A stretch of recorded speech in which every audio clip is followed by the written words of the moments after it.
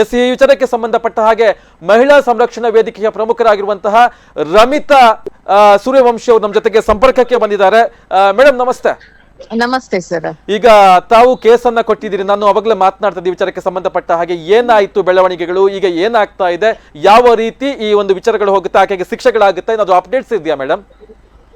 ನಮಗೆ ಶಿಕ್ಷೆಗಳು ಯಾವ ರೀತಿ ಆಗ್ತದೆ ಗೊತ್ತಿಲ್ಲ. ಅಂತೂ ಅಪರಾಧಿಯನ್ನು ಅರೆಸ್ಟ್ ಮಾಡ್ತಾರೆ. ಯಾಕೆ ಹೇಳಿದ್ರೆ ಸಾಕ್ಷಿ ಪುರಾವೆಗಳು ನಮ್ಮಲ್ಲಿ ಇದೆ. ಅದನ್ನ ನಾವು ಪೆನ್ ಡ್ರೈವ್ ಗಳ ಮೂಲಕ ಹಾಕಿ ಪೊಲೀಸ್ ಡಿಪಾರ್ಟ್ಮೆಂಟ್ ಅವರಿಗೆ ಕೊಟ್ಟಿದ್ದೇವೆ. ಈಗ ಮಾಜರ್ ಕೂಡ ಆಗ್ತದೆ, ಪ್ಲೇಸ್ ಅನ್ನು ಕೂಡ ನಾವೀಗ ಪ್ರಸ್ತುತ ಸ್ಟೇಷನ್ ಅಲ್ಲೇ ಇದ್ದೇವೆ. ಅಂದ್ರೆ ಪೆನ್ ಡ್ರೈವ್ ಮಾಜರ್ ಆಗ್ಬೇಕು, ಪ್ಲೇಸ್ ಮಾಜರ್ ಗಳ ಆಗ್ಬೇಕು. ಇದ್ರ ಉದ್ದೇಶ ನಮ್ಮದು ಏನಿತ್ತು ಹೇಳಿದ್ರೆ, ಇದು ನಿಜವಾಗಿ ಸುಮೋಟ ಕೇಸ್ ಹಾಕುವಂತ ಸಿಚುವೇಶನ್. ಯಾಕೆ ಆಗ್ಲಿಲ್ಲ ಅದು ಆಗ್ಲಿಲ್ಲ ಅಂತ ಡಿಪಾರ್ಟ್ಮೆಂಟ್ ಅವರೇ ಉತ್ತರ ಕೊಡ್ಬೇಕು. ನಾವು ಕೇಳಿದಾಗ ಇಲ್ಲ ನಮಗೆ ಹಾಕ್ಲಿಕ್ಕೆ ಆಗುದಿಲ್ಲ ಹೇಳಿದ್ರು. ಇವತ್ತು ನೀವು ನೋಡ್ಬೋದು ಸಮಾಜದಲ್ಲಿ ಅದೆಷ್ಟೋ ಹಿಂದೂ ಕಾರ್ಯಕರ್ತರ ಮೇಲೆ ಸುಮ್ಮನೆ ಸುಮೋಟ ಕೇಸ್ಗಳನ್ನು ಹಾಕ್ತಾರೆ ಒಂದು ಭಾಷಣ ಮಾಡಿದಾಗ. ಆದ್ರೆ ಸಮಾಜದಲ್ಲಿ ಇಂತ ಅನ್ಯಾಯ ಆದಾಗ ಅದು ನೇರವಾಗಿ ಕಂಪ್ಲೇಂಟ್ ಬರ್ಬೇಕು ಅಂತ ಹೇಳಿ ಕಾಯ್ಲಿಕ್ಕೆ ಇಲ್ಲ. ನೇರವಾಗಿ ತಗೊಳ್ಳುವಂತ ಅಧಿಕಾರ ಆರಕ್ಷಕರ ಠಾಣೆಗೆ ಇದೆ. ಹಾಗಾಗಿ ಅದು ಯಾಕೆ ತಗೊಳ್ಳಿಲ್ಲ ಅಂತ ಹೇಳಿ ಅವರೇ ಉತ್ತರ ಕೊಡ್ಬೇಕು. ಆದ್ರೆ ಇದು ಸುಮೋಟ ಕೇಸ್ ಆಗ್ಬೇಕಿತ್ತು. ಆಗ್ತಿದ್ರೆ ಒಂದು ಸಮಾಜದಲ್ಲಿ ನ್ಯಾಯ ಸಿಕ್ತಿತ್ತು. ಯಾವಾಗ ಕಾನೂನು ತನ್ನ ವ್ಯವಸ್ಥೆಯನ್ನು ಮರಿತದೆ ಅವಾಗ ಸಮಾಜ ಮಾತಾಡ್ಬೇಕಾಗ್ತದೆ. ಆ ಸಮಾಜದ ದೃಷ್ಟಿಯಿಂದ ಇವತ್ತು ನಾವು ಬಂದು ಕಂಪ್ಲೇಂಟ್ ಅನ್ನು ಕೊಟ್ಟಿರ್ತೇವೆ. ಅಂದ್ರೆ ಮಹಿಳಾ ಸಂರಕ್ಷಣಾ ವೇದಿಕೆಯಿಂದ ಮಹಿಳೆಯರಿಗೆ ಎಲ್ಲಿ ಅನ್ಯಾಯ ಆಗ್ತದೆ, ಅಂದ್ರೆ ಒಬ್ರು ಹಿರಿಯ ನಾಗರಿಕರಿಗೆ ಅಲ್ಲಿ ಅನ್ಯಾಯ ಆಯ್ತು, ಅವರ ಪರವಾಗಿ ಯಾರು ಇಲ್ಲದ ಕಾರಣ ನಾವೊಂದು ಕಂಪ್ಲೇಂಟ್ ಅನ್ನು ಕೊಟ್ಟಿರುವಂತದ್ದು ವೈಯಕ್ತಿಕ ನೆಲೆಯಿಂದ. ಈಗ ಆ ಹಿರಿ ಜೀವಕ್ಕೆ ಏನಾದ್ರೂ ಆ ಸಂದರ್ಭದಲ್ಲಿ ಏನಾದ್ರೂ ಆಗ್ತಾ ಇದ್ರೆ ಹೊಣೆ ಯಾರು ಮೇಡಮ್? ಯಾರಾದ್ರೂ ಜೀವ ತಂದ್ಕೊಳ್ಲಿಕ್ಕೆ ಆಗತ್ತಾ? ವಿಡಿಯೋ ಮಾಡಿದ್ದು ಯಾಕೆ ಅಂತ ಪ್ರಶ್ನೆ ಮಾಡ್ತಾರೆ. ಇಲ್ಲಿ ಮಗಳು ಹಲ್ಲೆ ಮಾಡಿರುವಂತ ವಿಚಾರಗಳು ಸದ್ದಾಗೋದಿಲ್ಲ, ವಿಡಿಯೋ ಮಾಡಿದ ದೊಡ್ಡ ತಪ್ಪು ಅಂತ ಹೇಳಿ. ಯಾಕಂದ್ರೆ ವಾಸ್ತವ ವಿಚಾರಗಳು ಗೊತ್ತಿಲ್ಲದೆ ನಾವು ಮಾತಾಡುವುದು ತುಂಬಾ ತಪ್ಪಾಗುತ್ತಲ್ಲ. ಸ್ಥಳಕ್ಕೆ ಹೋಗಿ ನೋಡ್ಬೇಕು, ಪರಿಶೀಲನೆ ಮಾಡ್ಬೇಕು, ಆ ನಂತರ ಮಾತಾಡ್ಬೇಕು. ಕಮೆಂಟ್ಸ್ ಬಾಕ್ಸ್ ಇದೆ ಅಂತ ಹೇಳಿ ಕಮೆಂಟ್ಸ್ ಅನ್ನ ಹಾಕುವಂತದ್ದು ಅಥವಾ ಸಿಬ್ಬಂದಿಗಳಿಗೆ ಮುಜುಗರ ಆಗುವ ರೀತಿಯಲ್ಲಿ ಕಮೆಂಟ್ಸ್ ಗಳನ್ನ ಹಾಕುವಂಥದ್ದು ಎಷ್ಟರ ಮಟ್ಟಿಗೆ ಸರ್? ಯಾಕಂತ ಹೇಳಿದ್ರೆ ತುಂಬಾ ಅಪ್ಸೆಟ್ ಆಗಿದ್ದಾರೆ. ಯಾಕಂದ್ರೆ ಆ ಘಟನೆ ನಂತರದಿಂದ ಅಲ್ಲಿ ಸಿಬ್ಬಂದಿಗಳು ಯಾರ ಜೊತೆಗೂ ಮಾತಿಗೆ ಬರ್ತಾ ಇಲ್ಲ, ಯಾರು ಕೂಡ ಮಾತನಾಡ್ತಿಲ್ಲ, ಸ್ಥಳೀಯರು ಮಾತನಾಡ್ತಿಲ್ಲ ಅಂತ ಹೇಳಿದ್ರೆ ಆ ಇಬ್ಬರು ವ್ಯಕ್ತಿಗಳಿಂದ ಅವರ ಸಿಬ್ಬಂದಿಗಳ ಪರಿಸ್ಥಿತಿ, ಆ ಸುತ್ತಮುತ್ತಲಿನ ನಿವಾಸಿಗಳ ಪರಿಸ್ಥಿತಿ ಯಾವ ರೀತಿಯಾಗಿರ್ಬೇಡ ಅನ್ನೋ ಯೋಚನೆ ಮಾಡಬೇಕಾಗುತ್ತಲ್ಲ ಮೇಡಮ್. ಇಲ್ಲಿ ನೋಡಿ, ಸಮಾಜ ಕೂಡ ನೋಡಿದ್ದು ಸುಳ್ಳಾಗಬಹುದು, ಕೇಳಿದ್ದು ಸುಳ್ಳಾಗಬಹುದು ಅಂತ ಹೇಳುವಂತ ಮಾತುಗಳನ್ನು ತಿಳ್ಕೊಳ್ಬೇಕು. ಖಂಡಿತ. ಇವತ್ತು ವಿಡಿಯೋ ನಮ್ಮ ಕಣ್ಣೆದುರಿಗೆ ಹೇಳಿದ್ರೆ ಅದು ಯಾಕೆ ಮಾಡಿದ್ದಾರೆ, ಅದು ಉದ್ದೇಶ ಪೂರ್ವಕವಾಗಿ ಮಾಡಿರುವಂತ ವಿಡಿಯೋ ಅಲ್ಲ. ನಿಮಗೆ ನೋಡುವಾಗ ಸ್ಪಷ್ಟವಾಗಿ ಕಾಣ್ತದೆ. ನಾವು ಅದರ ಬಗ್ಗೆ ಇನ್ಫಾರ್ಮೇಶನ್ ಅನ್ನು ಪಂಚಾಯಿತಿಯಲ್ಲಿ ಕೇಳುವಾಗ ಮಗಳು ಆ ರೀತಿಯಲ್ಲಿ ಹಿಂಸೆ ಕೊಟ್ಟಿದ್ದು ಒಳಗಡೆ. ಅಂದ್ರೆ ತಾಯಿ ಯಾವಾಗ ಮಗಳು ನನಗೆ ಬೇಡ ಅಂತ ಹೇಳಿ ದೂರನ್ನು ಕೊಡುವಾಗ ಮಗಳು ಅದರ ವಿರುದ್ಧವಾಗಿ ನಾನು ಬಟ್ಟೆಗಳನ್ನು ತೆಗಿತೇನೆ, ನನ್ನ ಮೇಲೆ ರೇಪ್ ಮಾಡಿದಿರ ಅಂತ ಹೇಳಿ ಕೇಸ್ಗಳನ್ನು ಹಾಕ್ತೇನೆ ಅಂತ ಹೇಳಿ ಅಲ್ಲಿದ್ದಂತ ಸಿಬ್ಬಂದಿಗಳಿಗೆ ಬೆದರಿಕೆಗಳನ್ನ ಹಾಕಿದ್ಲು.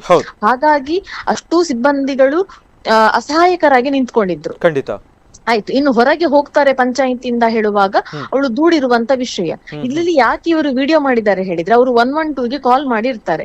ಈಗ ಪೊಲೀಸ್ನವರು ಬರುವಾಗ ಸಾಕ್ಷಿಗಳು ಬೇಕು, ಬಾಹ್ಯ ಸಾಕ್ಷಿಗಳು ನಡೆಯುವುದಿಲ್ಲ. ಅಥವಾ ಸಿಸಿ ಕ್ಯಾಮೆರಾ ಅಲ್ಲಿ ಫುಟೇಜ್ಗಳು ಇದೆಯಾ ಅಂತ ಹೇಳಿ ಅವರ ಗಮನಕ್ಕಿರ್ಲಿಲ್ಲ. ಹಾಗಾಗಿ ಅವರು ಉದ್ದೇಶವಲ್ಲದೆ ಸಾಕ್ಷಿಗೋಸ್ಕರ ವಿಡಿಯೋ ಮಾಡಿದ್ದಾರೆ ಹೊರತು ಬೇರೆ ಯಾವ ಉದ್ದೇಶವೂ ಅವರದ್ದಿರ್ಲಿಲ್ಲ. ಈಗ ವಿಡಿಯೋ ಮಾಡದೇ ಇರ್ತಿದ್ರೆ ನಮಗೆ ಈ ವಿಷಯಗಳೇ ಗೊತ್ತಾಗ್ತಿರ್ಲಿಲ್ಲ. ಅಲ್ಲೇ ಮರೆಮಾಚಿ ಹೋಗ್ತಾ ಇತ್ತು. ಸಮಾಜದ ಎದುರು ಬಂದು ಹೊಡೆಯುವವಳು ಇನ್ನು ಮನೆಯಲ್ಲಿ ಎಷ್ಟು ಹೊಡೆದಿರಬಹುದು.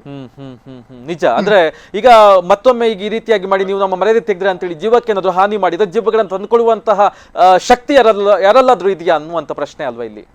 ಖಂಡಿತ ನೇರವಾಗಿ ಮಗಳೇ ಹೊಣೆ ಆಗ್ತಾಳೆ. ಯಾಕಂದ್ರೆ ಮಕ್ಕಳನ್ನು ತಾಯಿಯನ್ನು ಸಾಕುವಂತ ಜವಾಬ್ದಾರಿ ಮಗಳದ್ದೇ. ಅಂದ್ರೆ ಹೌದು, ಎಲ್ಲ ಒಂದು ಕಡೆ ಈ ಪ್ರಕರಣವನ್ನ ಅಲ್ಲೇ ಒಂದು ತಣ್ಣಗೆ ಮಾಡುವಂತದ್ದು ಅಥವಾ ಪ್ರೆಷರ್ಗಳು ಬರುವಂತದ್ದು ಮತ್ತೆ ಕಂಪ್ಲೇಂಟ್ಸ್ ತಾವು 2 ಬಾರಿ ಕೊಟ್ರಿ ಅನ್ನುವಂಥದ್ದು ಗಮನಕ್ಕೆ ಬಂದಿದೆ. ಏನಿದು? ಇದು ಕಮಿಷನರ್ನವರು ಏನೊಂದು ಹೇಳಿಕೆ ಕೊಟ್ಟಿದ್ರು ಹೇಳಿದ್ರೆ, ಯಾರು ವಿಡಿಯೋ ಮಾಡಿದಾರೆ ಅವರ ಮೇಲೆ ಕ್ರಮ ತಗೊಳ್ಬೇಕು ಅಂತ. ಅದಕ್ಕೆ ಸ್ವಲ್ಪ ಹೆದರಿಕೆ ಆಯ್ತು ಅಲ್ಲಿದ್ದ ಪಂಚಾಯಿತಿಯವರಿಗಾಗಿರ್ಬೋದು, ಊರ್ನವರಿಗಾಗಿರ್ಬೋದು. ಹಾಗಾಗಿ ಈ ಕೇಸ್ಗಳನ್ನ ಅಲ್ಲೇ ತಣ್ಣಗೆ ಮಾಡ್ಲಿಕ್ಕೆ ಹೋದ್ರು.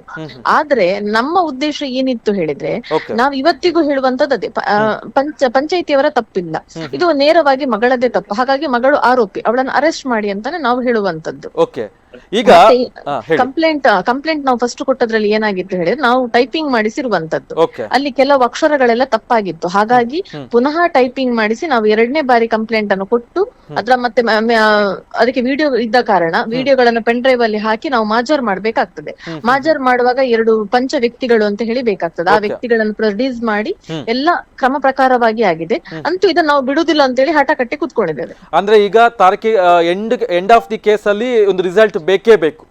ಬೇಕು ಬೇಕು ಬೇಕು. ಈಗ ಅಲ್ಲಿ ಒಂದು ಮಾತು ಬಂತು, ನಾನು ಪಂಚಾಯತ್ನ ಅಧ್ಯಕ್ಷ ಜೊತೆಗೆ ಮಾತನಾಡಿದೆ, ಅನಿಲ್ ಅವ್ರ ಜೊತೆಗೆ.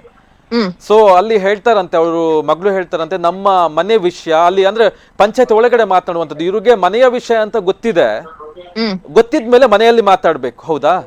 ಹೌದು. ಇದು ಪಂಚಾಯತ್ ಅಂತ ಗೊತ್ತಿದ್ದು ಬಂದು ಮಾತನಾಡ್ತಾರೆ ಒಳಗಡೆ ಅಂತ ಹೇಳಿದ್ರೆ, ಹೊಡೆದಾಟ ಬಡೆದಾಟ ಮಾಡ್ತಾರೆ ಅಂತ ಹೇಳಿದ್ರೆ ಇವರಿಗೆ ಸಮಾಜದ ವಿಷಯ, ಸಮಾಜದ ವಿಷಯ ಆಗ್ತದೆ.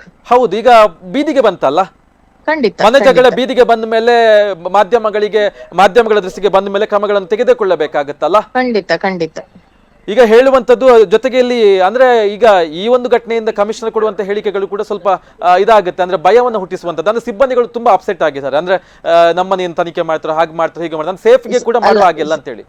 ಸಿಬ್ಬಂದಿಗಳ ತನಿಖೆ ಆಗಬಹುದು, ಘಟನೆ ಏನಾಗಿದೆ ಅಂತ ಹೇಳುವ ವಿಷಯದ ಮೇಲೆ ವಿಡಿಯೋ ವೈರಲ್ ಮಾಡಿದ್ದಾರೆ ಅನ್ನುವಂಥದ್ದಕ್ಕೆ ಅಲ್ಲ, ವಿಡಿಯೋ ವೈರಲ್ ಮಾಡಿದಕ್ಕೆ ಯಾವುದೇ ರೀತಿಯಲ್ಲಿ ಆಗುದಿಲ್ಲ. ಯಾಕೆ ಹೇಳಿದ್ರೆ ನಾವಿಲ್ಲಿ ಸ್ಟೇಟ್ಮೆಂಟ್ ಅಲ್ಲಿ ಏನ್ ಕೊಟ್ಟಿದ್ದೇವೆ ಹೇಳಿದ್ರೆ, ಸಾಮಾಜಿಕ ಜಾಲತಾಣಗಳಲ್ಲಿ ಬಂದ ವಿಡಿಯೋವನ್ನು ನಾವು ಸೇವ್ ಮಾಡಿರುವಂತದ್ದು. ಎಲ್ಲಿಯೂ ಕೂಡ ಪಂಚಾಯಿತಿಯವರು ಕೊಟ್ಟಿದ್ದಾರೆ ಅಂತ ಹೇಳಿ ನಾವು ಎಲ್ಲಿಯೂ ಹೇಳಿಲ್ಲ. ಮತ್ತೆ ಇದರಲ್ಲಿ ಪಂಚಾಯಿತಿಯವರೇ ಮಾಡಿದ್ದಾರೆ ಹೇಳುವುದಕ್ಕೂ ಯಾವುದೇ ಸಾಕ್ಷಿಗಳಿಲ್ಲ. ಅಲ್ಲಿ ಪಂಚಾಯಿತಿ ಹೇಳುವಂತದ್ದು ಸಾರ್ವಜನಿಕ ಪ್ರದೇಶ, ಅಲ್ಲಿ ಯಾರೂ ಮಾಡಿರಬಹುದು. ಹಾಗಾಗಿ ಪಂಚಾಯಿತಿಯವರು ಅಥವಾ ಅಧ್ಯಕ್ಷರು ಅಥವಾ ಯಾರು ಹೆದರಬೇಕಾಗಿಲ್ಲ, ಧೈರ್ಯವಾಗಿ ಇರಿ. ನಿಮ್ಮ ಊರಲ್ಲಿ ಇಂಥ ಅನ್ಯಾಯಗಳಾದಾಗ, ಯಾಕೆ ಹೇಳಿದ್ರೆ ನಮ್ಮ ದಕ್ಷಿಣ ಕನ್ನಡದಲ್ಲಿ ಯಾರೋ ಉತ್ತರ ಕರ್ನಾಟಕದವರು ಬಂದು ಗಲಾಟೆ ಮಾಡಿ ನಮ್ಮ ದಕ್ಷಿಣ ಕನ್ನಡದ ಹೆಸರನ್ನು ಹಾಳು ಮಾಡ್ತಾ ಇದ್ದಾರೆ, ಮತ್ತೆ ಪಂಚಾಯಿತಿ ರೂಲಿಂಗ್ ಇರುವಂತಹ ಪಕ್ಷಕ್ಕೆ ಡ್ಯಾಮೇಜ್ ಮಾಡ್ತಿದ್ದಾರೆ ಹೇಳುವಾಗ ನಾವ್ ಯಾಕೆ ಸುಮ್ಮನೆ ಇರ್ಬೇಕು ಅಂತ. ಖಂಡಿತ ಖಂಡಿತ. ಈಗ ನಾನು ಮತ್ತೊಂದು ಹೇಳುವಂತದ್ದು ಮೇಡಮ್, ನೀವು ಒಬ್ರು ಹೆಣ್ಣು ಮಗಳಾಗಿ ತಾವು ಕೂಡ ತುಂಬ ಕುಟುಂಬದಲ್ಲಿ ಬೆಳೆದಂತವರು, ಈಗ ಈ ಘಟನೆಯನ್ನ ನೋಡಿದ್ರೆ ಏನು ಹೇಳ್ತೀರಿ ಮೇಡಮ್? ಯಾಕಂದ್ರೆ ಒಬ್ಬ ಹೆಣ್ಣು ಮಗಳು ಒಬ್ಬ ತಾಯಿಯನ್ನ ಈ ರೀತಿಯಾಗಿ ಕ್ರೂರವಾಗಿ ಹಿಂಸೆ ಮಾಡ್ತಾರೆ ಅಂತ ಹೇಳಿದ್ರೆ ಏನ್ ಹೇಳ್ತೀರಮ್ಮ ಈ ವಿಚಾರಕ್ಕೆ? ತುಂಬಿದ ಕುಟುಂಬದಲ್ಲಿ ಸಮಸ್ಯೆಗಳಿರ್ತದೆ. ಈಗ ನಮ್ಮ ಮನೆಯಲ್ಲೂ ಸಮಸ್ಯೆಗಳಿದೆ, ನಾನು ಇಲ್ಲ ಅಂತ ಹೇಳುದಿಲ್ಲ. ಆದ್ರೆ ನಾವ್ ಯಾಕೆ ಇವತ್ತು ಸಮಾಜಮುಖಿಯಾಗಿ ಬರ್ತಿದ್ದೇವೆ ಹೇಳಿದ್ರೆ, ನಮಗೆ ಕಾನೂನಿನ ಅರಿವಿದೆ. ಎಷ್ಟೋ ಕುಟುಂಬಗಳಿಗೆ ಕಾನೂನಿನ ಅರಿವಿಲ್ಲ. ಅಂತಹ ಕುಟುಂಬಗಳಿಗೆ ನಾವು ಗೊತ್ತಿದ್ದವರು ಅಥವಾ ವಿದ್ಯಾವಂತರು ನಾವು ಸಪೋರ್ಟ್ ಮಾಡ್ಬೇಕಾದದ್ದು ನಮ್ಮ ಕರ್ತವ್ಯ.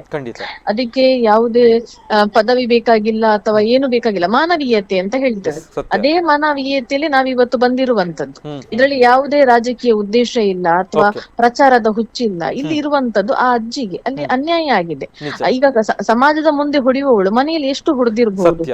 ನಿಜವಾಗಿ ಇದಕ್ಕೆ ಮಹಿಳಾ ಆಯೋಗ ಅಥವಾ ಮಹಿಳಾ ಕಲ್ಯಾಣ ಇಲಾಖೆ ಅಥವಾ ಸಖಿ ಇಲಾಖೆ ಸಹಾಯ ಮಾಡಬೇಕಿತ್ತು.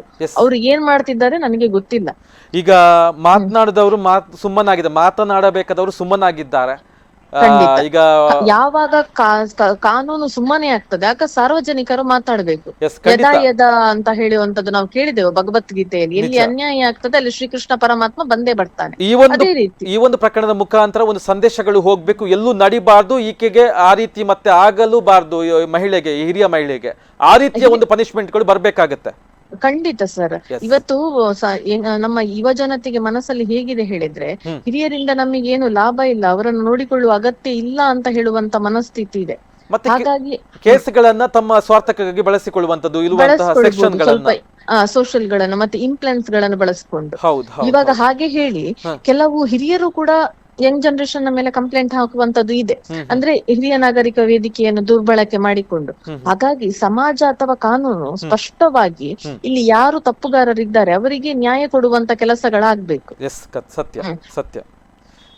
ಕಾನೂನನ್ನು ಕೈಗೆ ತಗೊಳ್ಳುವಂತ ಕೆಲಸಗಳು ಬೇಡ.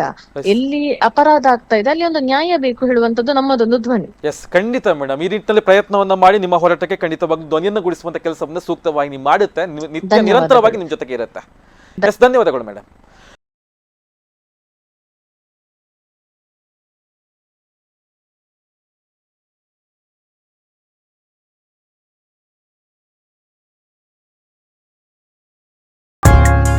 ಮೈ ಮನಸ್ಸಿಗೊಪ್ಪುವ ಚಂದದ ಆಭರಣ, ಸಾಂಪ್ರದಾಯಿಕ ಉಡುಗೆಗೆ ಸಾಂಪ್ರದಾಯಿಕ ಚಿನ್ನ, ನಿಮ್ಮನ್ನು ಸದಾ ಹೊಳೆಯುವಂತೆ ಮಾಡುವ ಆಕರ್ಷಕ ವಿನ್ಯಾಸ, ಆಂಟಿಕ್, ಟೆಂಪಲ್ ಡಿಸೈನ್, ಕುಂದನ್ ಆಭರಣ, ಕಲ್ಕತ್, ರಾಜ್ಕೋಟ್ ಡಿಸೈನ್, ಚಿನ್ನ, ಬೆಳ್ಳಿ, ವಜ್ರಾಭರಣಗಳ ಅಮೋಘ ಸಂಗ್ರಹ. ನಿಮ್ಮ ಪ್ರತಿ ಸಂಭ್ರಮವನ್ನ ನಮ್ಮೊಂದಿಗೆ ಹೆಚ್ಚಿಸಿಕೊಳ್ಳಿ.